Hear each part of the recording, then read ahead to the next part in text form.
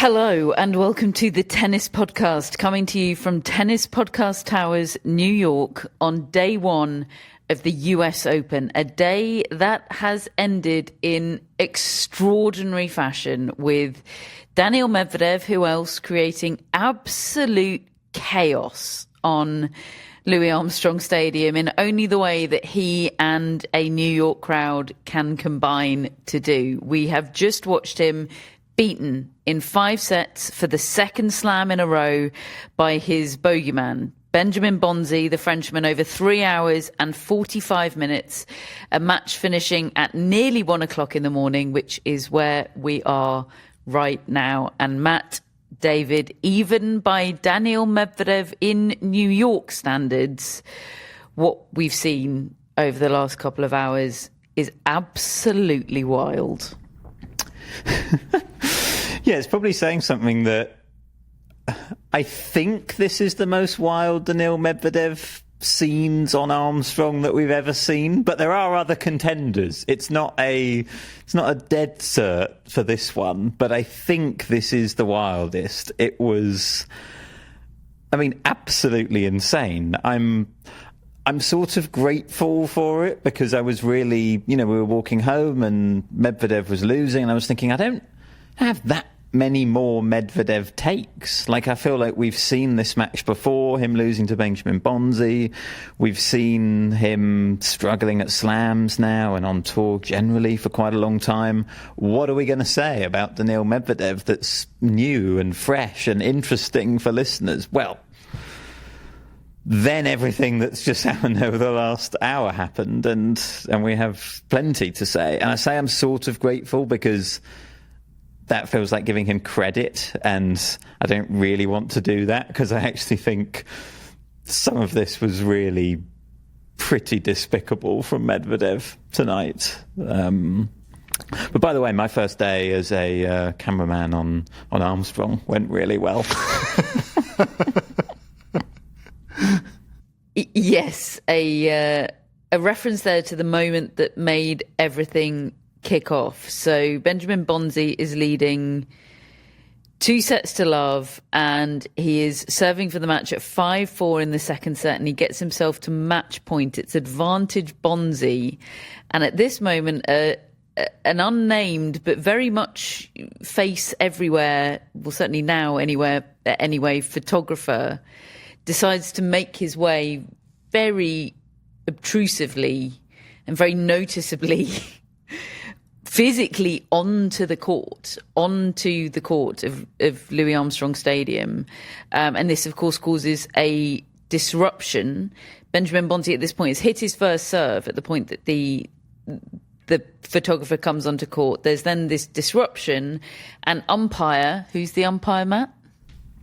Greg Allensworth. It could only be. Of umpire course. Greg Allensworth awards him 2 first serves, gives him his first serve back because of the break between points, which I think we can all agree is the break between serve, that's in the rule book. That's what you'd expect.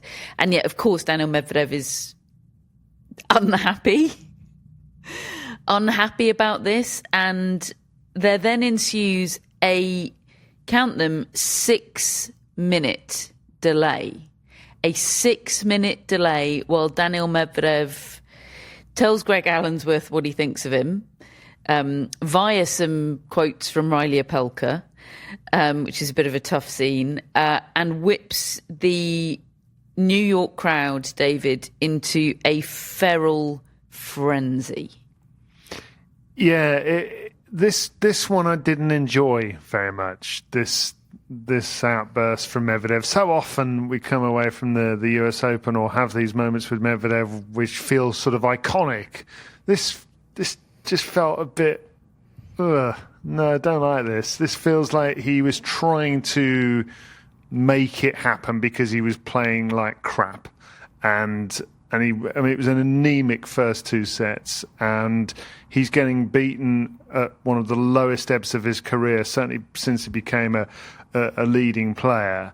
And he seized on this moment and he just whipped up a frenzy. The crowd went with him, and I found it all quite uncomfortable, really, watching it, and I felt really sorry for Greg Allensworth, who made the right call, I think, and I felt really sorry for Benjamin Bonzi, who was frankly beating him comfortably, and suddenly is in this position where the crowd are just not allowing him to serve. Some people might say, well, he should have just served with all that noise going on, but they would. Even when he eventually did serve, he would throw the ball up, and they would try to put him off mid throw, and I think Medvedev lost it really tonight. I think he just lost control. I don't think that was just choreography or humour. That was him absolutely on the edge. And he did play better afterwards, though. He did play better, yeah. I mean, look, it played into his hands, and there were bits of him showing heart signs to the crowd, which brought back memories of years ago, and the way it did seem to ignite some of his tennis, and he played more like the player we remember. But I do feel like the right man won, and then the scene at the end where he's smashing his racket in a quite unhinged manner while sitting on his chair. I'm glad I wasn't in his vicinity at that point, I have to say. Yeah, I don't disagree that lots of Medvedev's behaviour tonight was despicable. Like the way he talked to Greg Allensworth, not okay. Yeah, absolutely not okay. I felt tremendous sympathy for Benjamin Bonzi, and yet I did also fucking love it. Like, is this not what the US Open's all about? Like, I have space in my heart for all of those emotions, I think. I really felt for Medvedev at the end there. As abominably as he behaved at moments tonight. I haven't got any problem with the whipping up the crowd. That's what I'm coming to New York for. Daniil Medvedev whipping up a crowd. It's the stuff towards the umpire that I particularly take issue with, and I hope that, I don't know if he'll do press. It's 1 o'clock in the morning. I don't know who's still there. I would hope that he would own that and be ashamed of it in the way that he has done in the past. I don't know if that's the case as things stand at the moment. But the whipping up the crowd, a bit, maybe. I'm pretty here for it. But 6 minutes of it to try to put your opponent off? And I think... But isn't that... I don't think Greg Allensworth did anything wrong tonight, but isn't that for the umpire to intervene? And actually, Medvedev was trying to stop them at points in that six minutes. I mean, he'd absolutely caused it. And yes.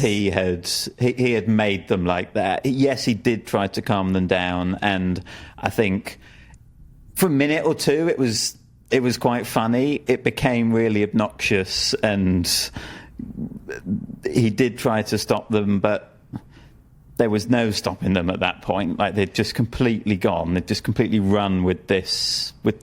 Yeah, it was feral. Booing. It was obnoxious, and yet I still loved it. And maybe Greg Allensworth could have been stronger, but I think anything he would have said at that point would have just sort of escalated it even further. Look, I don't really think Greg Allensworth had much of a chance there. I mean, yes, I sort of loved it as well, but it did take one of the most boring matches of the tournament day into something that we're leading the show with. Right, absolutely. So but it just went too far. That's where I am with it. It's like, does it mean but the right we would man love still, anything? as you said, the right man still won in the end. The thing is, though, you say that Medvedev played better. He did, briefly, but he lost to a guy who could barely move and was rolling in serves. He's still not playing Medvedev well is still at rubbish. all. And that moment at the end, I think, was potentially him having that realisation that he often has in the press conference in real time. It was almost like he was looking back on the match and reflecting and embarrassed about everything that had happened. I mean, he didn't even leave the court before the on-court interview with Bonzi. That was pretty remarkable. I'm not sure I'm sure I have seen that, but I can't think of any examples of a beaten player, especially a player beaten in those sort of circumstances, just remaining on the court. And the interview didn't happen quickly. Bonzi was sitting there on his phone.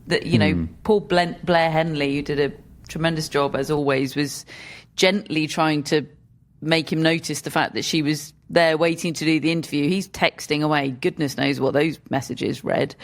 And he eventually gets up to do the interview, at which point Medvedev is still on the court. At this point, he's just about finished smashing his racket to smithereens, but he's just looking despairingly into the middle distance and kind of at himself, I think. And then there was this unreal moment of, I think, dramatic irony from Benjamin Bonzi in said interview, where, he's asked about the crowd. Obviously, you can't not ask about the crowd. And he said, thanks to all the ones who are booing, thank you for the energy. And I don't think that was a deliberate reference to Daniil Medvedev from 2019. I think that was totally accidental and just utterly poetic in a way that maybe someone's pointed it out to him by now, but that he had no idea about at the time. That's what I think anyway. I mean, if it was deliberate, then maybe that's even more poetic. I thought it was deliberate at the time, but that his delivery of it was not very good, and therefore nobody picked up on it in the crowd or anything like that. But maybe it was just completely separate. How aware of his Daniil Medvedev lore is he? Yeah. We don't know this about Benjamin Bonzi. Probably less than we are. We know it so well. We only have to hear those words. I tell you what, he's given us a lot of new gifts tonight, Medvedev. Yeah, because his body language is just so comedic. The way he was doing his hearts, the way he ran over to Allensworth, the way he was sitting down on the chair. All of that was extremely funny. Even the way he seemed to get hand cramp. Yeah. At the end of the match, and there was a lot of flopping his racket hand around, which became a thing in the crowd. They were using it as a celebration. I'm going to start using that as a celebration, flopping my hand around. Yeah, there was a meanness to it in moments. I guess there's something about it which is just something about the atmosphere, not necessarily all the particulars of what he was doing, but the atmosphere that he created, I was generally here for, because it's just so US Open. And if it's gonna be happening in the middle of the night, let's make it feral. I suppose on reflection, Daniil Medvedev, Armstrong, Greg Allensworth. Yeah, we should have known. We should have known this was. We should have planned around this. Crazy. As you said, David, the right man absolutely won.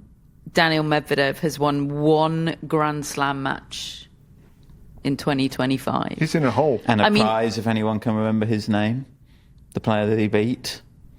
It was in Paris. It was in Australia. Oh, so before the Tien match. Was that a second round Tien? Yeah. Oh my gosh, it was that absolute random. Kassidit Samrej, the world number 418. Oh my. And that was long. That was 5 sets. That's the only Grand Slam match she's won this year. Wow. I mean, he looks completely lost. In those first couple of sets, I thought we were making too big a deal about the fact that he lost a match to Benjamin Bonzi and that he would assert his hard court prowess, former champion, and, at some point he would arrest this. But, I use the words anemic to describe the first couple of sets there, and it's just, I watch it and I think, well, how did you used to win matches? Because I seem to remember you hitting the ball kind of like this, but nobody else could handle it, and now they can. But there's just no conviction to him, really. He's just sort of there. He's going to drop out of the world's top 20. Exactly how far outside of the world's top 20, don't quite yet know. It depends what people do around him, but he's definitely going to drop out of the world's top 20. And, of course, he absolutely does not feel like a top 20 player at the moment. Not even close. And I don't know, heat of the moment is a very powerful thing, but he looked like somebody that, you know, if he were called for a press conference, could do something crazy like retire on the spot and then maybe retract it. But he looked like he was capable of anything in that emotional state tonight, I thought. So, yeah, I felt for him. I felt for Bonzi. I felt for Greg. I felt for everybody, but I did have fun, and I don't know if that makes me a bad person. Let's move over to the Arthur Ashe Stadium and the match, the story, the man that we thought we'd be leading with tonight, Darth Djokovic, in his all-black night session outfit, beating Learner Tien 6-1, 7-6, 6-2 to get his US Open campaign underway. Sounds pretty straightforward, doesn't it? I mean, it was anything but. It was actually an incredibly weird match, this one. I thought we watched the second set match in the stadium, and that was definitely the weirdest set of the three. So maybe we have an overly inflated sense of how weird this match was, but I thought it was pretty strange. Yeah, because in the first set, Djokovic was totally superior and really good. I thought I was sort of formulating a take about how often we're talking about how sort of diminished Djokovic is these days and what his limitations are, because we're comparing him to Sinner and Alcaraz, and yet here he was coming out having not played for 6 weeks or so, playing someone literally half his age and just dishing out a beatdown in the first set. And I was kind of like, well, that is still remarkable that he's kind of still able to do that. But then in the second set, well, he looked double Tien's age, didn't he? He looked old in that second set. The physical problems that he was having after long rallies, Tien did a good job of being able to extend the rallies finally. But Djokovic lost the cleanliness of strike that he had in the first set, and suddenly he was having to play these longer rallies. And he was just looking completely gassed at the end of them. And I know that maybe some people will listen to this, maybe having not watched the match, and think, well, that sounds like a very Novak Djokovic thing, to play a slightly dramatic set in which he had to save a set point, in which he did here, and he did so with an ace. And they might think, well, how much trouble was he actually in? He's ended up winning in straight sets. This all sounds very classic Novak Djokovic. My take was, being in the stadium, Djokovic looked totally there for the taking. I thought he looked bothered by his foot. He had some blisters on that foot. He looked out of gas. He looked just generally sort of a bit joyless on the court. I think Tien did some things well in terms of extending the rallies, as I said. I think he'll be gutted, Tien, that he didn't win that second set. That was right there for him. And I think maybe maybe it'll be a good learning experience for him. And he is still young, and he's not been in that situation very often. But I think a lot of players would have taken that second set against Djokovic today, and then it would have been interesting, because he immediately went down a break at the start of the third as well. He wasn't playing very well. He just looked totally unconvincing. Yeah. I mean, how much trouble was Djokovic in? I mean, it turns out not much, but only, I think, because, well, my feeling, I was quite disappointed in Learner Tien tonight. Maybe it's just a case of him not being quite as far along the development curve as we thought. He is still incredibly young, and there is obviously talent there, but I thought he would sort of handle the whole situation a little bit better. And obviously it's a lot. Arthur Ashe Stadium, New York, crowd, Djokovic, Djokovic looking there for the taking. That is a lot to mentally handle, and yet I'm not sure he did a particularly great job overall tonight.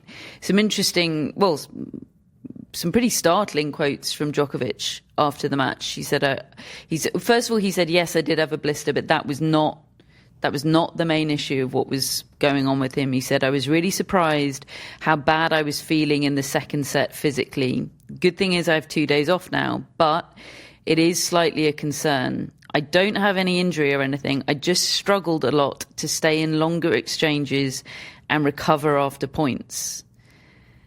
I mean, that's age, isn't it? Well, it's age, but it's in keeping with the theme that he touched upon after the loss against Sinner, about how he's surprised about how he's not able to kind of keep it up. Almost halfway through the tournament, he was saying he starts to run low on gas. I think the other thing, I mean, I've said for a long time, one day surely he's just going to get old before our eyes, but. The other thing is he just hasn't played since Wimbledon. And I think not exercising those competitive muscles and emotions and reactions, that is not ideal when you come into a Grand Slam tournament. I mean, yes, he's done made a thing of not playing between the French Open and Wimbledon, but not between Wimbledon and the US Open. I mean, who does that unless they're properly injured? Nobody's ever done that. I don't remember Federer, Nadal, any of them doing that.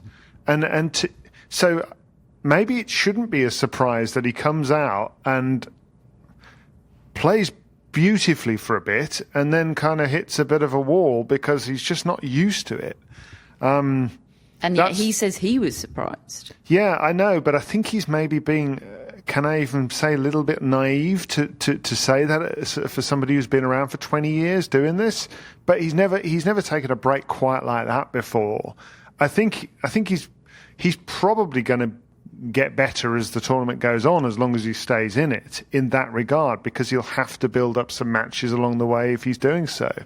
But I think it's left him a bit open, really, coming in without any matches whatsoever. Even though I understand why he's done it. Zachary Svajda next, another American, 22-year-old from La Jolla, where I surfed briefly before discovering it was quite a sharky spot. Oh goodness! Although it is a very, very popular surf spot, so I'm sure it's fine, everyone. I mean, that's on paper the kind-ish draw that it sounds like he's going to need, Matt. Yeah, I'd say so. And as he said, 2 days off so he can recover from this. You'd think that he'd be able to get through that next one, even if he's not 100%. And then it's about building, as David's described. I am, in my mind, slightly plotting a very American-heavy route through this draw for Novak Djokovic. It's 2 Americans in his first 2 rounds, and there's potentially Mickelson, Tiafoe, and Fritz rounds 3 to 5 as well. So they could all just be these sort of slightly big, heightened occasions. I think it's. Look, I didn't think at the start of this tournament that Novak Djokovic was going to win it, but I really was thinking he'd get through to the semis. And, you can definitely read too much into round 1, but I've pause for thought for that now, because I think if he is anything like this in future rounds, some of those guys in his path probably would be able to take care of that.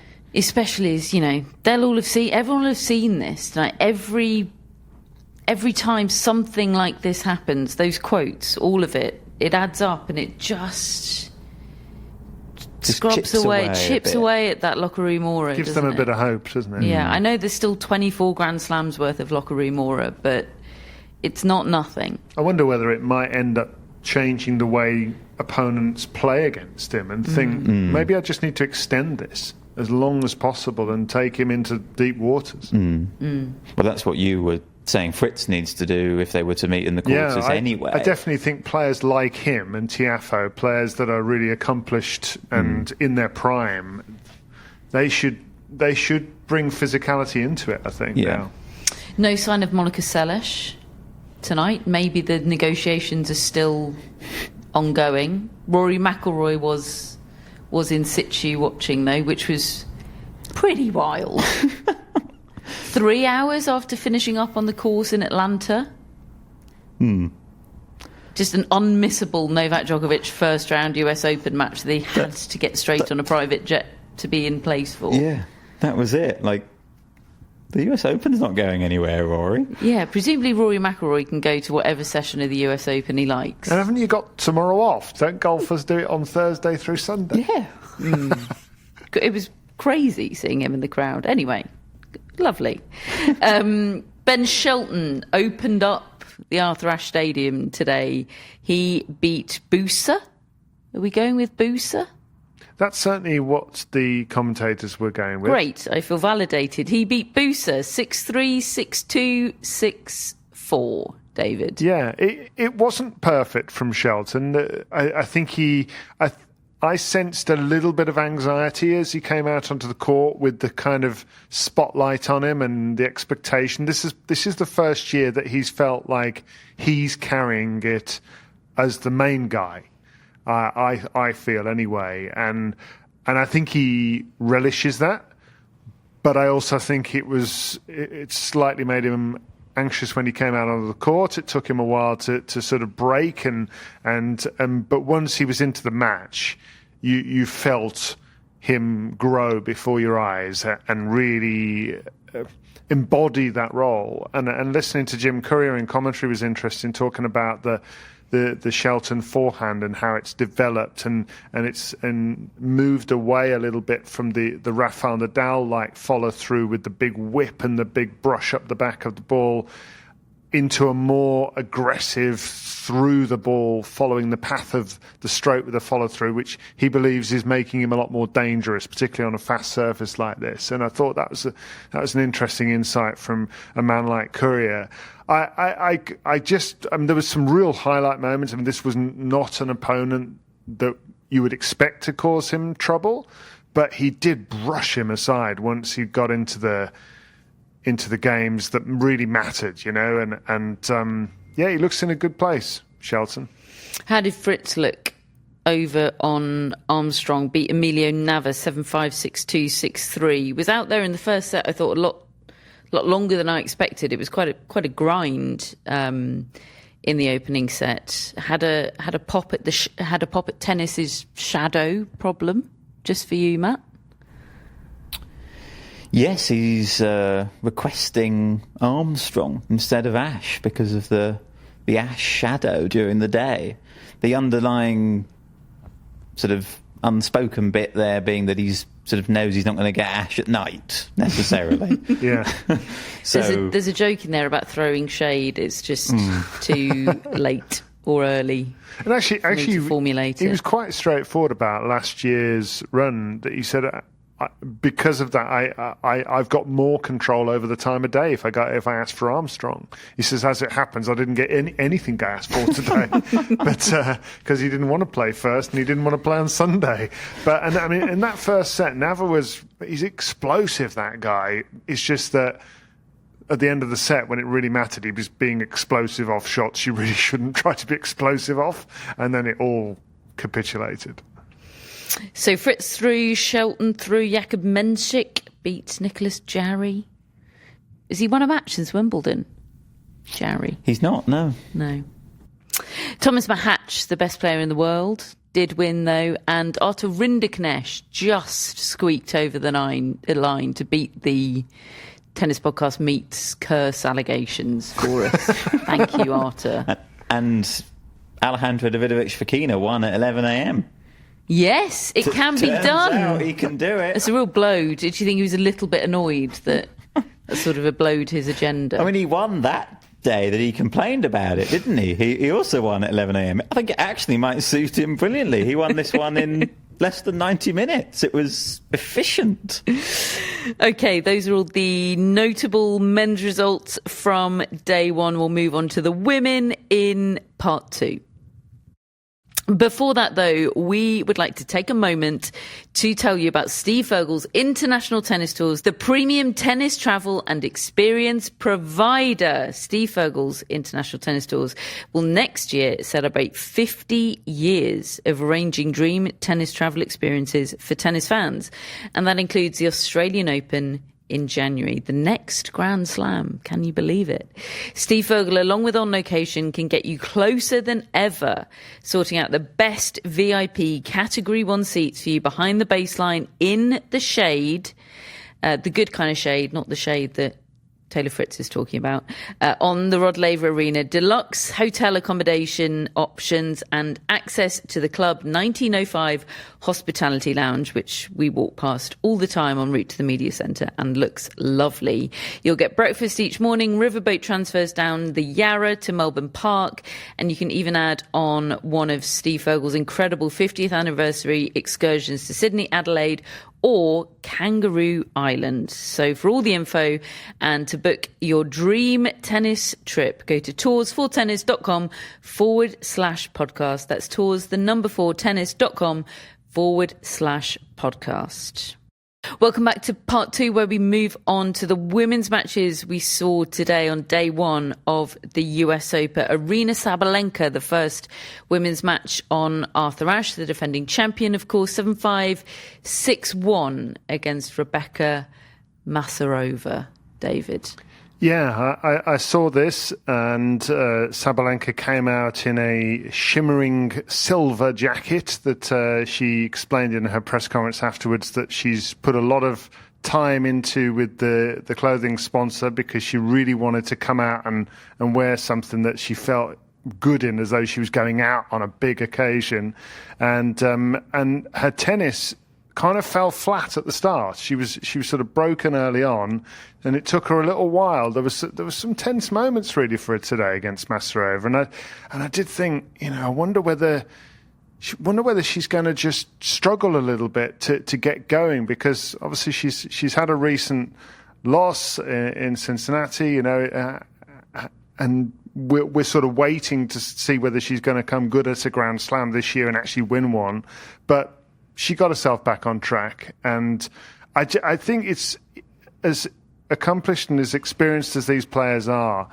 The first round, they're often still nervous, and she looked a bit nervous, and Masarova is quite a dangerous ball striker herself, but yeah, got the job done. And I think probably nervous about facing a New York crowd for the first time since the French Open final incident and aftermath. Look, it was absolutely fine. And I expected it to be absolutely fine. I'm sure she hoped it to be absolutely fine, but you don't know until it happens. And I'm sure there was some nerves and anxiety there. Over on Armstrong at the same time, or a little bit before, because of course Armstrong starts before Ashe, Emma Raducanu won her first US Open match since lifting the trophy here in 2021. She beat Ina Shibahara emphatically 6-1, 6-2 in 62 minutes and immediately hit the practice courts afterwards. I don't know how far this run goes for Emma Raducanu. We'll talk about her next round opponent in a moment, because that's interesting in itself. There is Elena Rybakina likely lurking in the third round. It'd be a tough task to beat her, but I do know this is a different Emma Raducanu to any Emma Raducanu we've seen at the US Open. I include 2021 Emma Raducanu in that. Yes, absolutely. Different, I think, is the right word. I don't think it's necessarily a better Emma Raducanu than the one in 2021. I think that was the best tennis that Emma Raducanu's ever played. But the tennis she's playing now is the closest it's been to that since then, for sure. And it's also, I think the difference is that I'm expecting her now to play well. Feels like a flaw, this does, doesn't it? Repeatable. Exactly. Even in 2021, it was all this tremendous surprise. She got on this obviously incredible run of form, but I still wasn't really expecting it to happen. And there've been a lot of times, in the 4 years since, where you're just sort of hoping that she can get through matches or maybe be able to find some form. Whereas now it's very much like, I think Emma Raducanu is going to bring a sort of top 20 level to the court pretty pretty sure of that now. Most times I see her play, and this has probably been going back for a few months now, really. And she absolutely hit the ground running in her first match here. She was striking the ball with really a lot of conviction, just looked so assured out there. It was the sort of matchup that I thought would favour her, and actually Shibahara coughed up a lot of errors. I suspect that's probably why Raducanu hit the practice court, because she didn't have to finish off that many points. She didn't have to be really sharp today, because Shibahara, really didn't play particularly well. But Raducanu did what she had to do well, and that's just become a thing now. It's not been, her losses recently haven't about been her playing badly. It's about her running into really good opponents, whether it be Sabalenka or Nisimova, who've kind of had a power advantage or hit her off the court. But you're still just expecting Raducanu to play well, and I absolutely expect that to continue this tournament. And in the next round, she might need it to continue, because she plays Matt's new favourite, a woman he became briefly obsessed with between the hours of about 2:30 and 3:30 this afternoon. Have you heard about Janice? He was saying. And I am, of course, talking about Janice Tjen. But very unexpected viewing on day one of a slam, when there's always a good amount going on. And I didn't have Janice Tjen against Veronika Kudermetova on my list of matches that I knew I would be watching today. And yet, I was. And yet, tell us about Janice Tjen, the first Indonesian player to win a singles match at a Grand Slam in 22 years. Yes, and our colleagues at The Athletic, Charlie Eccleshare, Matt Futterman, James Hansen, the editor there, have been tracking Janice for a little while, because they see her on a similar trajectory to Loïs Boisson, Victoria Mboko, and that trajectory being just winning so many matches at ITF level. And the question therefore being, can she start bringing it to the tour? So, they've been tracking that. I think she's won, something like 95 of her last 105 matches, at the ITF level, the rung below the WTA tour. But just, all those sorts of players talk about it. Winning is winning, and it gives you confidence, and you do build something through that sheer amount of winning that she's been doing. And she comes in here, she qualifies, and then she has a go at a seed early on, and it's Kudermetova, who is obviously a very good player and has been in good form recently, but you do always feel like she's a little bit vulnerable at the slams. She rarely plays her best. She's probably one of the better seeds to draw, I would say.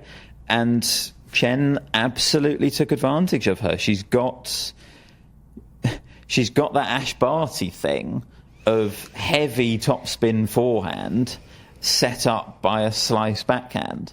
So it's a different look. She's giving players something they're not used to. Now, I'm not saying she's as good as Ash Barty was, who sort of perfected it and became number one in the world and a major champion with that. But it's still something that players on the WTA Tour don't see all that much. And it was extremely, extremely effective today. She probably should have won it in straight sets. She was a set up, a break up, love 40 up, triple break point to go up a double break, and she inexplicably tried to hit a slice backhand pass rather than just nudging the ball up the line.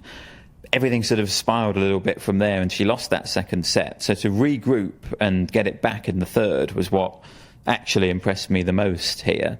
And yeah, just a very, very fun player. Cool to see someone from Indonesia as well having that kind of success. And yeah, it's a very interesting match against Emma Raducanu now. I think it's going to be a test for Raducanu. She won't know a lot about Tjen. She's going to have to find out and problem solve. And, I sort of back her to do it. But I think she would have been expecting to play Kudermetova, who's more of a known quantity. So just very, very interesting little section of the draw there. And it's absolutely not an accident that her game resembles Ash Barty. She was asked about that comparison in her press conference today. She said, Ash Barty is my role model, and I set out to try and copy her. So she's chuffed a bit with people noticing the similarities in their games. She's an interesting young woman, went to Pepperdine University, graduated with a degree in sociology, was apparently a very good doubles player while she was there, and sort of people kind of assumed she would have a career in doubles, but she wanted to give it a go in singles as well, and that seems to have been a very good idea. And she is a peer of Alexandra Eala, obviously from different country. Eala from the Philippines, but from a similar part of the world, and they crossed paths a lot, it sounds like, while they were coming up through the ranks. So it's incredible to see the parallels today of Janice Tjen winning and also Alexandra Eala winning in really quite extraordinary fashion over Clara Tauson on Grandstand court today on her 5th match point. We were certain these would be the scenes of the day on Grandstand. How could that be beaten? Enter Daniil Medvedev. And yet I still think they were really the scenes of the day. I think that it's impossible not to lead with Medvedev because it's just only just happened and it was utter chaos. But when I think back to today, I think I'll remember Eala and that atmosphere more personally, because I found that all so uplifting. I mean, that was an extraordinary match in itself, wasn't it? Just a showdown between two players who you could imagine meeting much later in the tournament in years to come. And it was 5-1 in the third set to Tauson, and it looks all done. And Eala turned that around, and then it goes into, well, there's a pretty dramatic scene with an umpire argument there about whether a replay was going to be shown because a volley was hit away by Eala that Tauson said was hit when it was the other side of the net. And anyway, that kicked off a bit, went into the most wonderful tiebreak. I just loved the tiebreak. That was an 8-4 lead for Eala, and then brought back to 8-all, and it was just to and fro. But I mean, that's me talking from watching on a screen and loving every minute of it. But the scenes, the actual atmosphere in that stadium, there wasn't a seat spare, was there? No, it was literally standing room only on Grandstand, and Grandstand is a big court. You know, there's, I don't know, about 8,000 or so on Grandstand, and yet people, myself included, were having to stand right at the top of the upper ring just to get a glimpse of this. You know, there's obviously a big Filipino community in New York, and it felt like so many of them were on Grandstand. It was truly wild scenes. I thought I'd missed my opportunity to get a taste of this match, because it looked like, as David said, with Tauson 5-1 up, it looked like it was going to sort of fizzle out and Tauson would end up winning it quite straightforwardly. You talked me out of going to the court. You said, well, there's not enough left. You won't get there in time. So I went to watch Mahach, who was on court 5, and I had Grandstand FOMO because I could hear that this comeback was happening from Eala. So I thought, well, I've got to go. And I, as I said, I didn't really know if I'd get a good viewing point, but I worked my way up to the top and, you know, stood behind a few rows of people, but managed to get a glimpse of it. And I think a lot of people watching this match felt like at times the atmosphere crossed the line. I think there was a lot of cheering of Tauson double faults and making noise between her first and second serves. You know, it was definitely on the edge.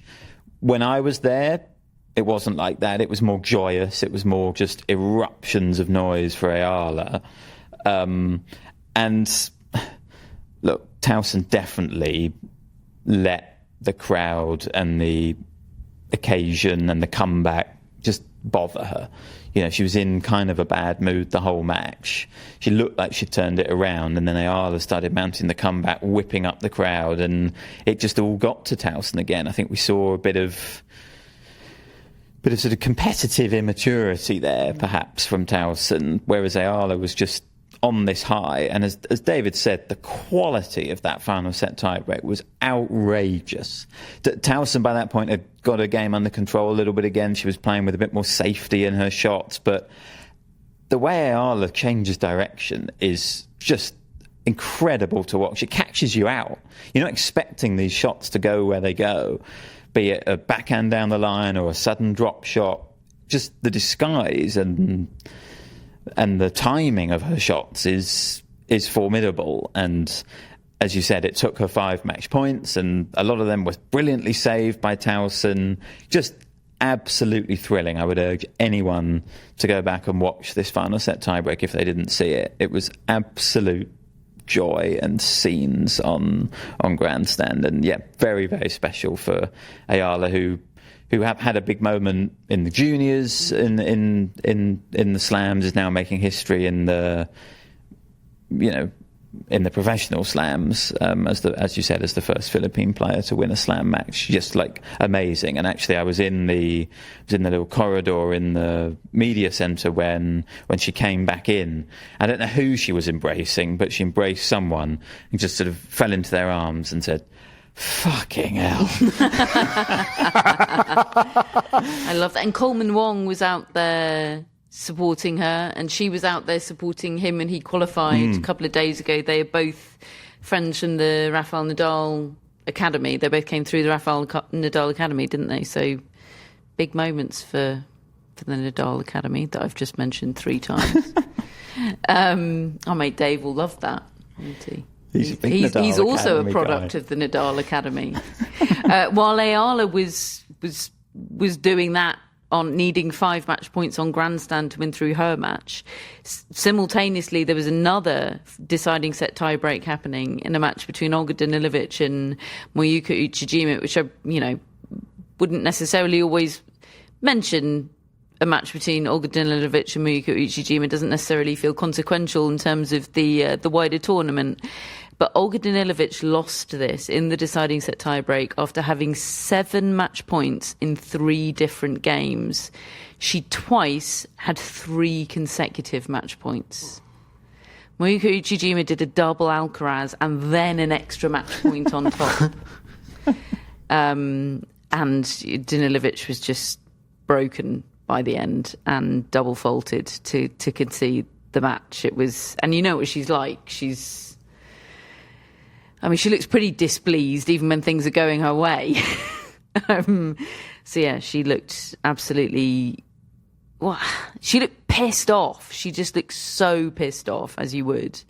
Yeah, 40 twice to come back. Match points, unbelievable from Moyuka Uchijima. And one of those was on her serve, wasn't it? 3 match points, and 1 was on return. Yeah, she did it every which way. Yeah, she saved every type of match point. All bases covered. Yeah, absolutely. Jessica Pegula, a fairly straightforward winner in the end. The final match of the day on Arthur Ashe today.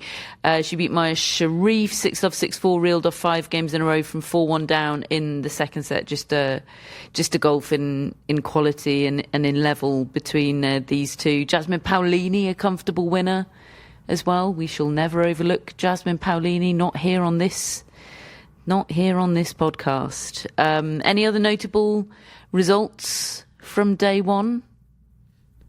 I don't know how sort of notable it is, really, but I had a great time this morning watching McCartney Kessler beat Magda Linette.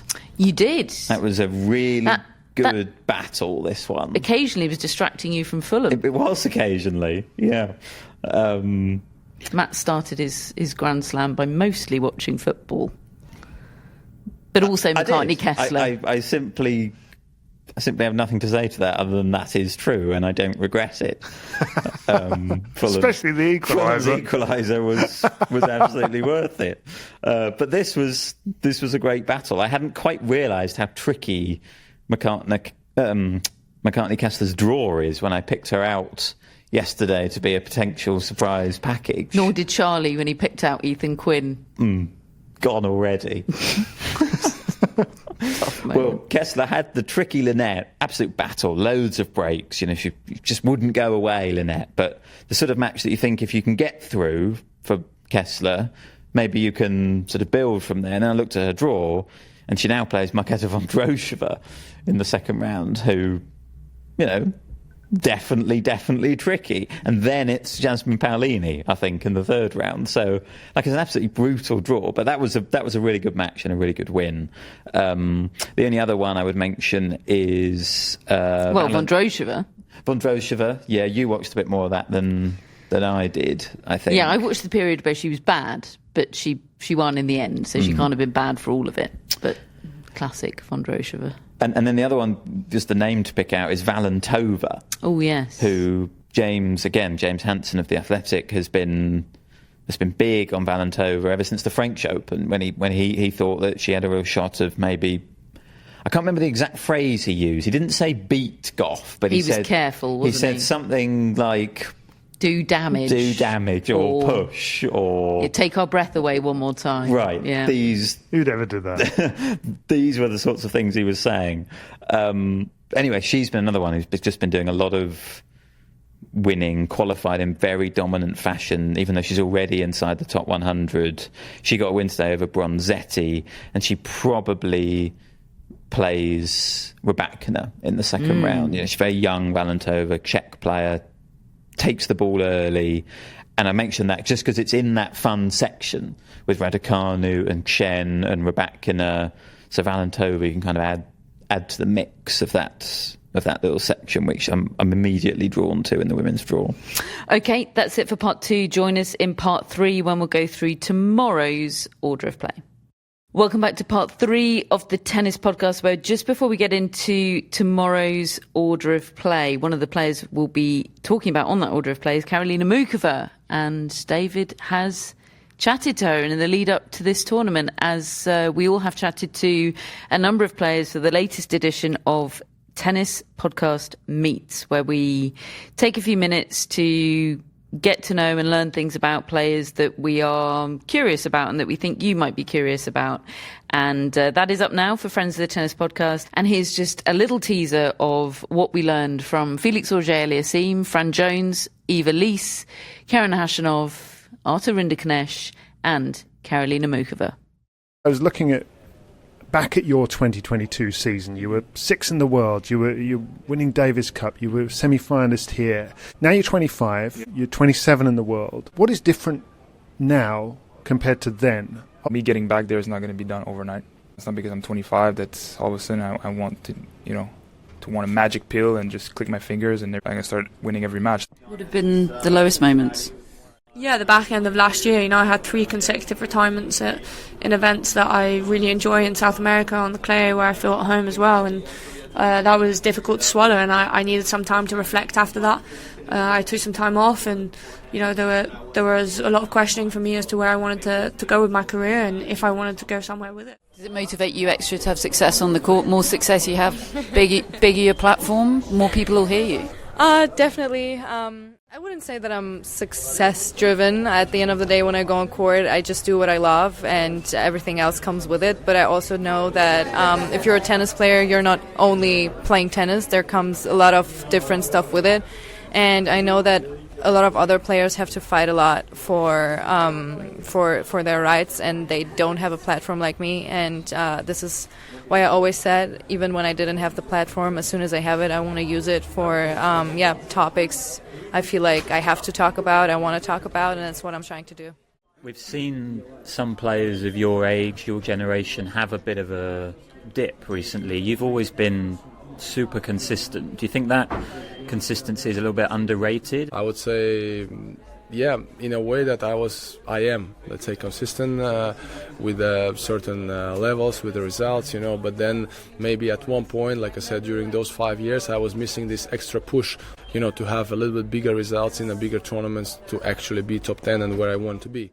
What does that mean, things that weren't quite right or straight in your head that are now? A lot of people are talking about mental aspect lately, these past years, and I was probably right into it. I had to find new goals, new reason. I've always played tennis for the passion of it, for the love of tennis, and this passion and this love was a little bit smaller. Or everybody needs confidence, don't they? And everybody needs to feel fully fit. And obviously, fitness has been the big problem for you, just the body breaking down. How are you feeling physically right now? I think now I feel pretty good. I would call it pretty good. I've been struggling with a left wrist injury last few months, but so far I'd say since now Montreal, Cincinnati, and now coming here, I feel more and more confident in playing again my backhand and rely on that shot. So I hope it will go this way, and I'll be able to play fully this tournament. So that just a little taste there of the latest edition of the Tennis Podcast Meets. That and all our editions so far are available for friends of the Tennis Podcast. If you'd like to become a friend, then the link is in our show notes to this show, and every show, in fact. Just before we get into tomorrow's order of play, the Daniil Medvedev press conference transcript has dropped. Lots to take in. He's referenced a potential end to his career and then backtracked on it and said, no, I wasn't talking about now. Just thought maybe this being the US Open would be a nice place to end my career when I do decide it's time. But a revelation there that, it's somewhere in his mind, ending his career is in his mind somewhere. It's all heat at the moment. There's no apology to Greg Allensworth. In fact, there's quite a lot of doubling down on what he clearly thinks of Greg Allensworth, which is a real shame. Anything else you want to comment on from the transcript, David? Well, a lack of owning it, really. He says I did nothing wrong. And it's put to him, well, you delayed the match for 6 minutes, and it was put to him that maybe you were trying to distract your opponent, and he said, no, I did nothing wrong. I didn't delay the match for 6 minutes. The crowd did. So he's just refusing to accept that he really had any involvement in any of that. But he doesn't shy away from his own form. At the end, he's asked about his form. He says, I'm just playing bad. Just as simple as that. And he does say, I really want to try and put that right next year. He's got a long way to go, I'd have thought. And he does seem to know it. It's a bleak picture right now for Daniil Medvedev. Not going to be on another order of play at this year's US Open. This is what we have for you tomorrow, day 2 of the tournament. Madison Keys, the 6th seed, reigning Australian Open champion, of course, against the Mexican Renata Zarazua, first up on Ash and second on after an 11:30 start, which is interesting because it's usually midday on Ash. We don't quite know why they're doing that, but I fear there's going to be quite a lot of intentionally blank tomorrow. Our favourite matchup, always. Second on is Frances Tiafoe against Yoshihito Nishioka. So an American double-header in the day session and again in the night session, which starts with Venus Williams against Karolina Muchova and ends with Riley Opelka against Carlos Alcaraz. Could I have some predictions for those two matches, please? Punchy ones. Muchova in 2, Alcaraz in 4. I'm going to say Alcaraz in 3, and I'm not going to tell you my Venus and Muchova because it's in the newsletter. Okay. Do subscribe to the newsletter. Link in the show notes. Armstrong opens with Barbora Krejcikova against Victoria Mboko. Yes, please. I would ask you for a prediction on this, but it's tough because everything depends on Krejcikova's fitness. Or does it? Maybe you think Mboko's winning it regardless of how fit Krejcikova is. I'm going Mboko. Yeah, mind you, I've got her in the semi, so I should go for it, shouldn't I? I would go Mboko as well. Let's think that she's still riding that wave. Jack Draper second on Armstrong against Federico Gomez, I believe, from Argentina. Again, all going to be about how fit Jack Draper is. We've got our doubts and concerns after what he said in press yesterday, but we will see. Night session on Armstrong is Sebastian Offner against Casper Ruud, and second on Alicia Parks against Mira Andreeva. Grandstand features Petra Kvitova in likely her final Grand Slam match, certainly her final Grand Slam tournament. She takes on Diane Parry. Joel Fonseca vibes, second on Grandstand tomorrow against Mirmir Kecmanovic. That's probably the connoisseur's choice of the day. If we meet anybody on the tube tomorrow, Matt, that we make friends with, and they ask us what outside court match they should go and watch, maybe we'll tell them Kecmanovic Fonseca. We gave them good advice this morning. We told them to go and watch Clara Tauson. Yeah, our new best friends. That was good advice. And they were Fulham fans. One of them is a Fulham fan. Well, I think by extension. And they did say they were going to start listening to the tennis podcast. So hello to you. Hello. We regret not getting your names, but it was a lovely way to start the day. I tell you what, third on Grandstand tomorrow, also a good pick. Botic van der Zandschulp against Holger Rune. Anything could happen. And finally on Grandstand, Anna Bondar against Alina Svitolina. Rybakina is on court 17 tomorrow. First up there is Cameron Norrie against Sebastian Korda. Daria Kasatkina on 17. Your new friend, you two, Karen Hashanov against Nishesh Basavareddy is the final match on 17. Dino Prismic against Andrei Rublev is the last match on court 5. That's where you can find Flavio Caboli as well. Does feel like there's just it didn't feel slow today, but it does feel like there's going to be that bit more happening tomorrow. It's going to feel like a round one Grand Slam day, I think. Yeah, there's a few more courts in play. It's going to be good. We were sort of saved by a couple of huge atmospheres, weren't we, today? Yeah, exactly. By the way, I do really like the game of Zarazua. Is that a prediction? No. I think Keys is going to win. She's crafty. Oh, yeah. Look forward to seeing. Watched her play Anisimova at Wimbledon. Watched her play with Rybakina the other day. She beat Putintseva the other day. She pushed Ostapenko to 3. I think she's improving. I think Keys will have too much power and too much game, but I've always quite just enjoyed watching Zarazua. So, well, you can do that tomorrow. Yeah, be a nice start to the day for those on Ash, I think. Looking forward to it. Looks like a good day. Tomorrow we'll be back with another tennis podcast, of course. We have a mascot for this tennis podcast, a very special mascot, a mascot we know well, a mascot that I have held in my arms 50 weeks ago in Manhattan. It's Bruno. Hey. Lovely Bruno. Bruno, of course, owned by Alyssa Lee. Lovely Alyssa. Bruno was last year's US Open mascot. And Alyssa said, we had the honour of meeting the tennis podcast crew in person. I remember it well, Alyssa, while they were in town for the tournament. Bruno is as popular as Roger Federer in our Brooklyn neighbourhood and is the only dog we know who has stickers of himself pasted up all over New York. I have some of those very stickers. In fact, I think I have some in my backpack right here.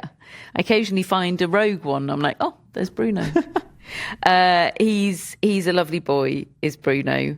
And he's a returning mascot, and we love those. We love dogs are all about loyalty, aren't they? So it's only fitting. So thank you, Alyssa, for bringing Bruno back during this year's US Open. He is a very, very good boy. And we're very grateful for all of your support. We, of course, have our mascots, Phoebe, Maisie and Roger. Hello to you. We have Greg, Chris and Jeff, our top folks and executive producers. And we are, of course, part of the Athletic Podcast Network. It's one down.